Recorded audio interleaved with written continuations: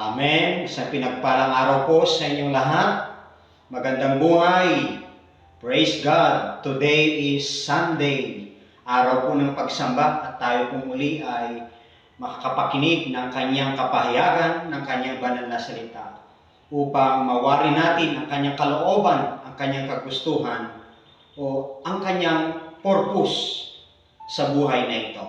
Okay, our topic today is significant steps towards encountering Jesus Christ. Ito po yung kwento na si Zaccheo ay na-encounter niya ang ating Panginoon.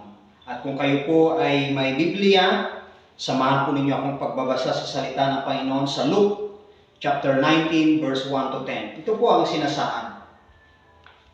Pumasok si Jesus sa Jericho at naglakad sa kabayanan.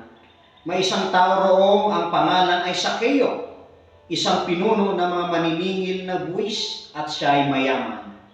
Verse 3, sinikap niyang makita si Jesus upang makilala kung sino ito. Ngunit sa dami ng tao, hindi niya ito makita dahil siya ay pandak. Kaya patakbo siyang nauna sa dadaanan ni Jesus at umakyat siya sa isang puno ng sikamoro. Pagtapat ni Jesus sa lugar na iyon, tumingala siya kay Zaccheo at sinabi, Zaccheo, bumaba ka kaagad sapagkat kailangan kong tumuloy ngayon sa inyong bahay. Verse 6, nagmamadaling bumaba si Zaccheo at tuwang-tuwang tinanggap si Jesus sa kanyang bahay. Lahat na nakakita nito ay nagbulong-bulungan. Nakikituloy siya sa isang makasalanan, sabi nila. Tumayo si Zaccheo at sinabi kay Jesus, Panginoon, ipamimigay ko po sa mga mahihirap ang kalahati ng aking mga kayamanan. At kung ako'y may nadayang sinuman, isasauli ko ito sa kanya na makaapat na beses. At sinabi sa kanya ni Jesus, ang kaligtasan ay dumating ngayon sa sambahyang ito, sapagkat anak din ni Abraham ang tao ito.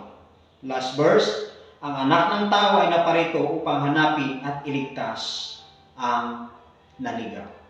Pinagpala na po ang banal na salita ng Panginoon. Shall we pray? Heavenly Father, we thank you, we bless you, and we honor you. Salamat sa pagkakataong ito na muli kaming makapakinig ng iyong salita. Hayaan po ninyo na ang aming pong pananampalataya ay patuloy na madiligan ayon po sa iyong mga salita. Sapagkat kayo ang nagsabi, faith comes by hearing and hearing by the word of God. Salamat po Panginoon, pagpalain niyo po ang bawat makikinig sa oras na ito, sa pangalan ni Jesus. Amen. Muli po, ang topic natin, significant steps towards encountering Jesus Christ. Alam niyo po mga minamahal, napakaganda po ang buhay kapag lagi natin na-encounter ang ating Panginoon. Napakaganda po ang buhay kapag lagi natin at alam natin kasama natin si Jesus araw-araw.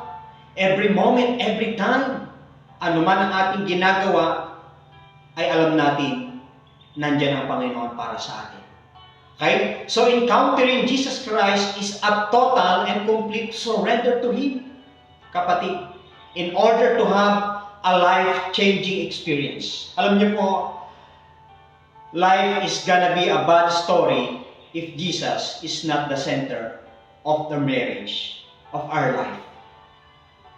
Pero alam niyo po, life is a good at mayroong magandang kainatnan, mayroong magandang story ng buhay natin kapag ang Diyos ay kasama natin.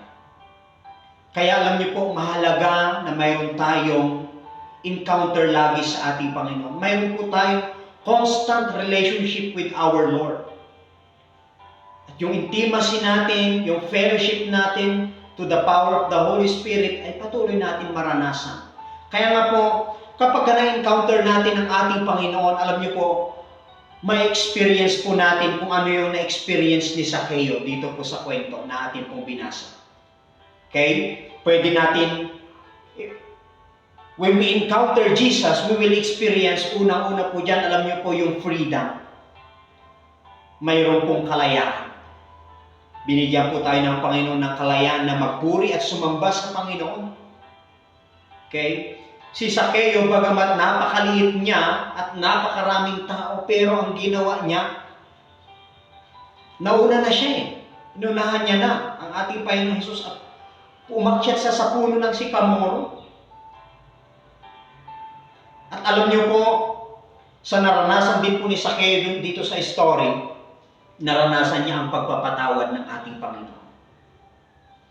Bukod sa naranasan niya ang pagpapatawad ng Panginoon, naranasan niya ang pag-ibig ng ating Panginoon, ang kaligtasan kasama ang kanyang sambahayan. At na-deliver po siya. Sa paanong pamamaraan po na siya ay na-deliver, sabi niya, kung ako man po ay may nadayang sinuman, ibabalik ko po ng mga ika-4 na beses. Talagang na-deliver siya. Nabago yung kanyang buhay, na-transform ang kanyang buhay. Kaya nga, mga minamahal kong kapatid sa Panginoon, if you want to be, kung gusto mo mapagpala ang buhay mo, you need to encounter Jesus. Okay? At kung gusto mong makaranas, ma-deliver, makalaya sa sumpa, sa kahirapan, sa sakit, alam mo kapatid, kailangan mo lang lumapit sa Panginoon. Sapagkat ang Panginoon, kayang-kaya kanyang palayain, patawarin, minahal kanya, kaya kanyang iligtas. At sa anumang gawa ng kaaway, ay kaya kanyang i-deliver, kaya kanyang i-bless. At yung pabor ng Panginoon ay pwede mong maranasan, kapatid mo sa Panginoon.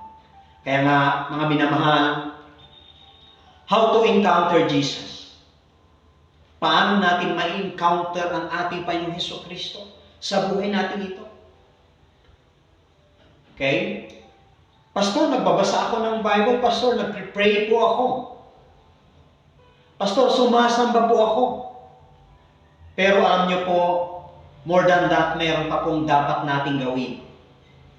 Base po dito sa story, there are moves to do willingly na kagaya po ni Sakeo. So tignan po natin, himay-himayin po natin po dito sa story, ang mensahe na gusto iparating sa atin ngayon ng ating Panginoon. So there are moves to do willingly to encounter Jesus. Una po, have an earnest intention to know Him despite of our limitations.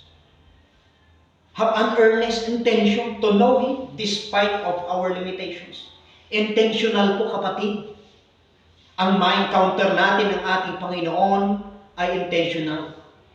Kaya hindi po ito occasional, hindi po ito basta gusto lang natin, kundi dapat intentional. Sinasadya po. Despite of our limitations, despite of our sins na kasalanan natin na nagagawa noong una pa man, pero alam niyo po, si Sakeo nakita natin yung earnest intention niya to know Him, to know Jesus. Despite mayroon siya po limitasyon.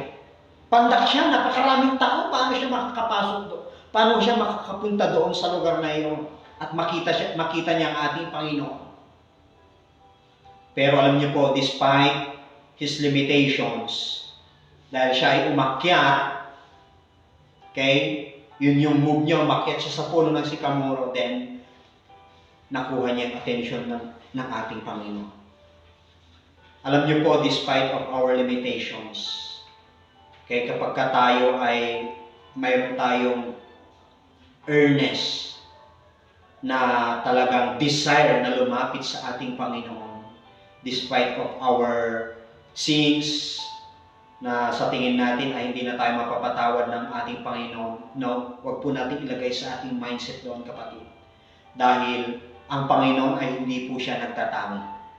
Kaya nga sabi doon sa scripture na binasa natin sa dulo, sabi niya dito, ang anak ng tao ay naparito upang hanapin at iligtas ang naligaw. At sinabi pa nga sa Bible sa isang parabola ng ating Panginoon, okay, yung 99 iniwan niya dahil yung isa ay nawawala, hinanap niya. Kapatid, ikaw ba yun yung nawawala at hinahanap ng ating Panginoon? Kapatid, kumakatok ang Panginoon sa pintuan ng iyong puso. Hallelujah. Ngayon po, Lagi natin tatandaan, alam niyo po, na kailangan talaga natin intentionally lumapit sa ating Panginoon dahil kailangan natin siya. Sa lahat ng bagay, higit natin siyang kailangan. Okay? Ang mahalaga lang kapatid, accept your limitations, accept your boundaries. Learn to trust God. Matuto kang magtiwala sa Panginoon. Sabi ni Haring Solomon, trust in the Lord with all your heart, and lean not on your own understanding. In all your ways, acknowledge Him, and He will make your path straight. Dadalhin tayo ng Panginoon dun sa napakaganda, sa green pasture na kung saan gusto niya tayong ilagay. Gusto po ba natin yun, mga minamahal? Comment down below. Amen. Hallelujah. Salamat po sa mga magre-response dito. Pangalawa na moves that we should do willingly for us to encounter Jesus. Pangalawa, have a right actions to do without any shame. Magkaroon tayo ng tamang kilos kaya without any shame, na hindi tayo nahihiya. Okay? Kahit meron man tayong mga kasalanan, pero umaamin tayo sa ating Panginoon. That apart from Him, we can do nothing. Amin po? Wala tayong magagawa kung walang ating Panginoon. Kaya nga po, have a right actions to do without any shame. Si Zacchaeus, hindi siya nahiya. Alam niya, nagkasala siya, magnanakaw siya eh. Okay? Kurakot siya eh.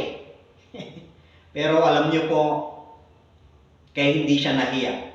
Sabi pa nga niya sa scripture, di po ba, ay sabi niya, kung mayroon man po akong nadayang sinuman, isasauli ko po ito na 4 na beses. Tignan ninyo, doon palang inaamin niya na yung kanyang pagkakamali. At kung mayroon siya nadaya, indirectly, inaamin niya na siya yung nagkamali. Pero tama yung kanyang ginawa. Kung ako may nadayang sinuman, ibabalik ko po na 4 na beses. Grabe. Kaya nga, mga minamahal kapatid sa Panginoon, kung tayo ay nagkasala sa ating Panginoon, ang isang magandang aksyon na pwede natin gawin, tayo ay magsisi, magpakumbaba sa ating Panginoon. Yung nagkasala nga, sabi ng Panginoon, pinagaling ka na, pero huwag ka na muling magkasala. Okay? Sabi dun sa verse 4 na scripture binasa natin, kaya't patakbo siyang nauna sa dadaanan ni Jesus at umakyat sa isang puno ng sycamore. Alam niyo po, kapag tayo nagkamali, nakagawa ng kasalanan, hindi po ang isolate ang solusyon. Hindi po ang magtampo at magkaroon ng hinanakit, galit, puot ang solusyon. Kundi kung tayo man ay nakagawa ng kamalian, kasalanan sa ating kapwa, sa ating mga magulang, sa ating mga mahal sa buhay, sa mga kakilala natin, kaibigan natin, o maging sa ating Panginoon, a right to do ay ang lumapit sa presensya ng ating Panginoon. At aminin natin ang ating mga kasalanan. Nakagaya po ni Haring David, siya'y nagkasala, murder, tsaka yung kasalanan niya kay Bathsheba. Pero alam niyo po ang ginawa niya? Search me, O God, and renew my spirit within me. Cast me not away. Sabi niya, in your presence, O Lord. Restore to me the joy of my salvation. Malungkot siya eh. Alam niya na mayroon siyang kasalanan sa ating Panginoon. Kaya yun ang gusto sa atin ng Panginoon. Na 100% lalapit tayo sa ating Panginoon. Na tayo nagpapakumbaba. Sapagkat ang nagpapakumbaba, yun naman ang itinataas ng Panginoon. At ang mga nagpapakataas ay binababa ng ating Panginoon. Saan po tayo doon? Anong gusto natin doon, mga minamahal? Kaya kapatid, ito yung gusto sa atin ng Panginoon, na magkaroon tayo ng tamang gagawin o aksyon, hakbang.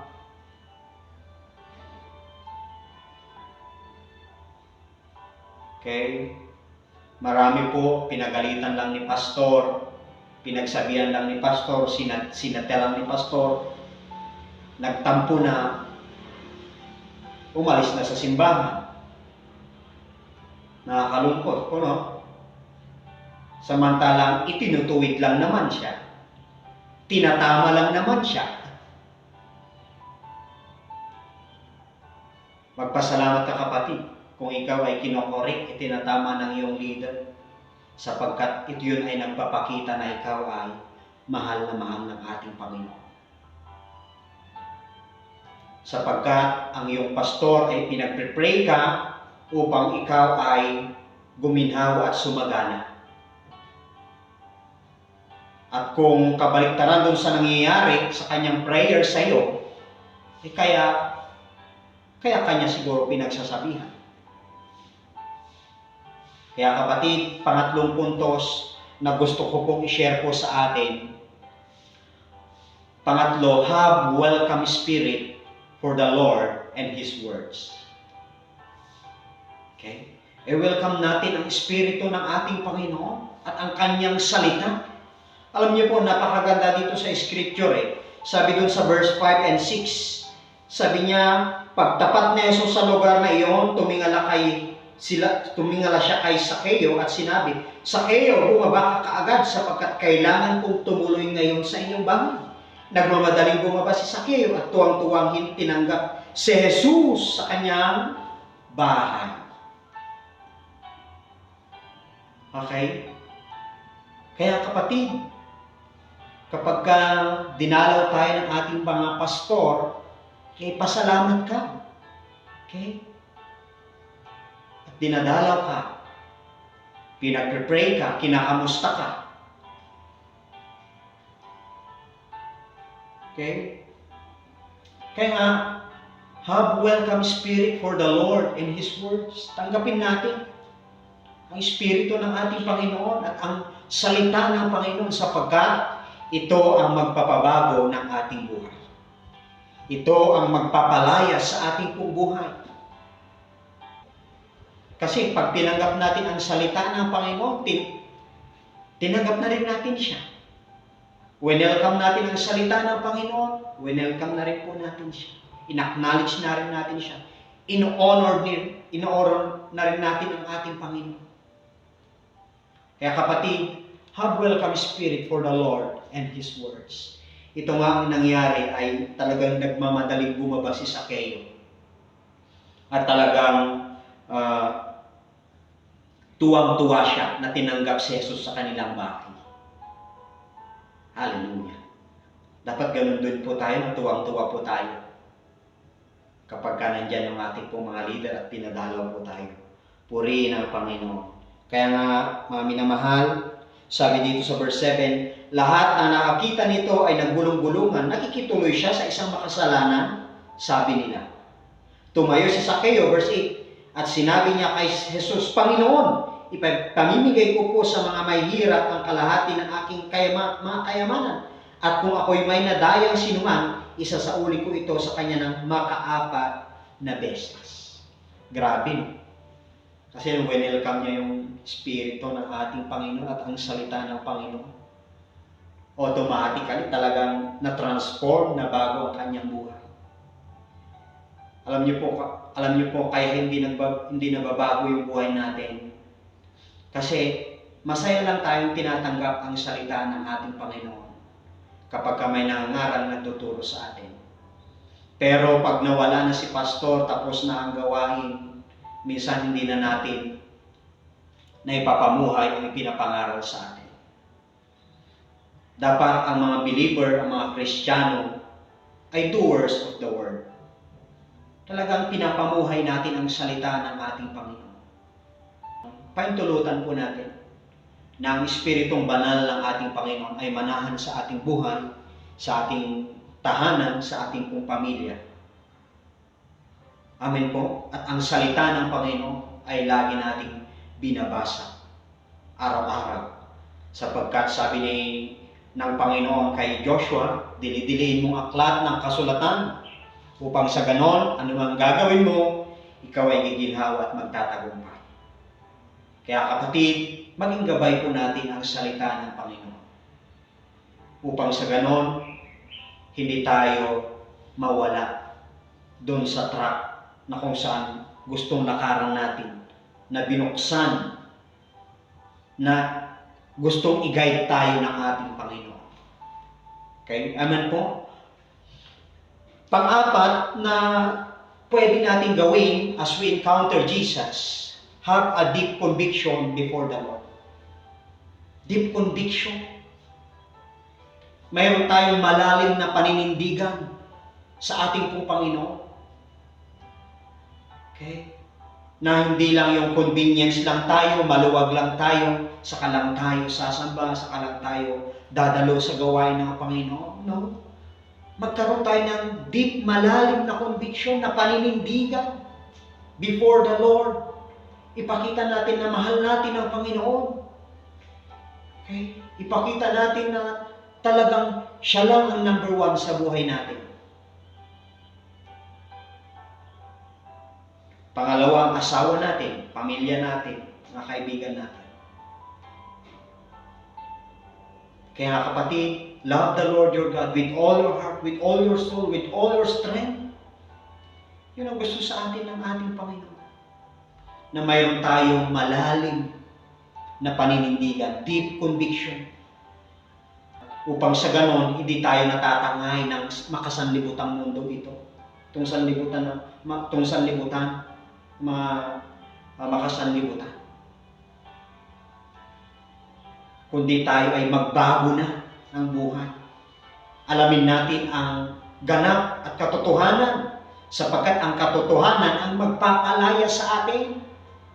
Sabi dito sa Romans, chapter 12, verse 1 and 2, kaya nga mga kapatid, alang-alang sa masaganang habag ng Diyos sa atin, ako'y nakikiusap sa inyo na ialay ninyo ang inyong sarili bilang isang handog na buhay, banal at kalugod-lugod sa Diyos. Ito ang karapat-dapat na pagsamba ninyo sa Diyos. Verse 2, huwag kayong makiayon sa takbo ng mundong ito. Sa halip, hayaan ninyong baguhin ng Diyos ang inyong pag-iisip upang maunawaan ninyo ang kanyang kalooban. Sa gayon, magagawa ninyo kung anong mabuti, kalugod-lugod at ganap na kalooban ng Diyos.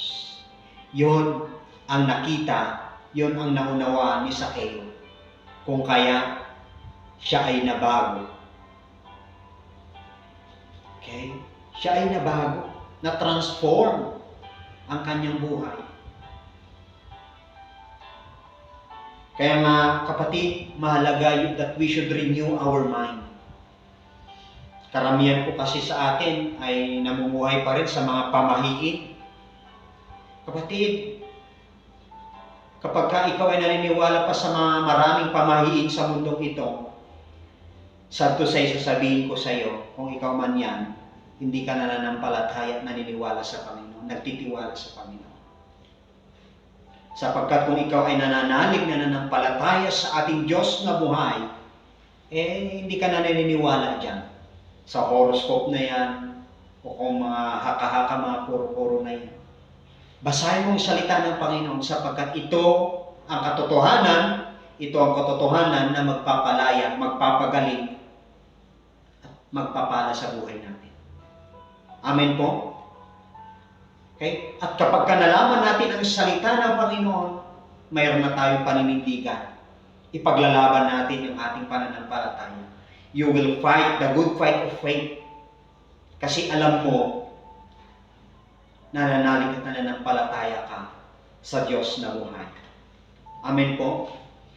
Panglima, na pwede natin gawin, willingly to do, as we encounter Jesus. Alam niyo po, panglima, have a repentant heart in action. Sabi dun sa verse 8 na binasa natin,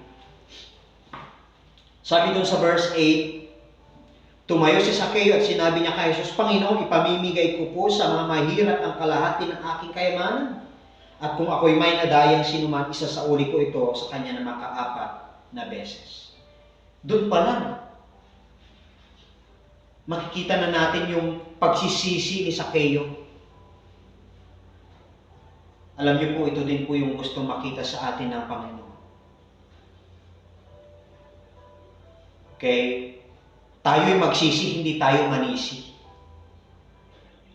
Magpatawad tayo sapagkat tayo ay pinatawad ng Panginoon.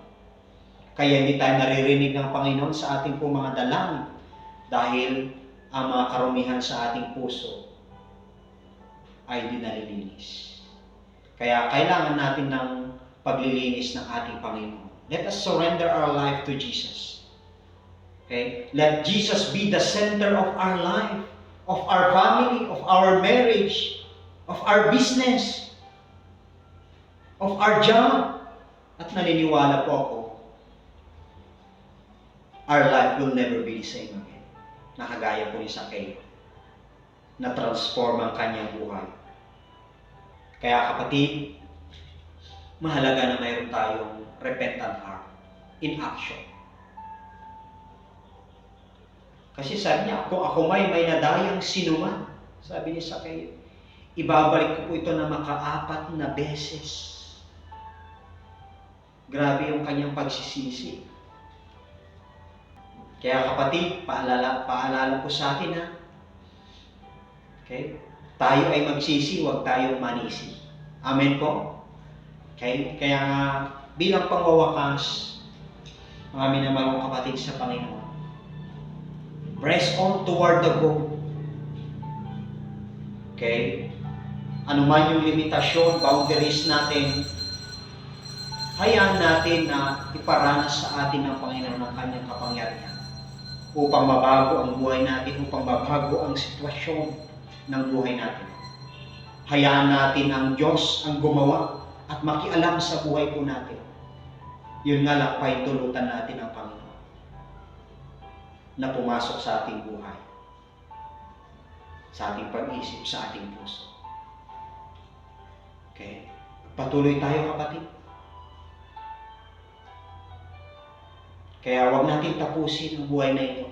Magpatuloy tayo. Takbuhin natin kung anong gusto sa atin ng Panginoon. At nakakatiyak tayo ang Diyos ang magpapala sa atin. Kaya magkaroon tayo ng fresh encounter palagi sa Panginoon. Every morning, every minute, pwede tayo na magkaroon ng time to talk to the Lord, to listen to His voice. Kaya nga po, sabi ko po, let our life ay maging inspirasyon sa maraming tao. Okay? And let our life ay talagang maging excited tayo palagi na makalapit sa ating Panginoon, sumamba, magpuri sa ating Panginoon, magpasalamat sa ating Panginoon. Ipagbunyi natin, ipagdiwang natin ang buhay na Diyos sa buhay natin. Amen po? Okay? At tayo maglingkod sa Kanya. Purihin ang Panginoon, pagpalain po niya tayo lahat. Let us pray. Heavenly Father, we thank you, we bless you, we honor you. Pagpalain niyo pong bawat nakapakinig, kayo po ang patuloy na sumama sa kanila, pagalingin, palayain, at patuloy na iligtas sila, Panginoon. Salamat sa pagpapala mo. May your favor surrounds them. And with your love, with peace, with your glorious power, Lord, ay patuloy na mag-manifest sa kanila. Salamat po, Diyos, sa pangalan ni Jesus. Amen.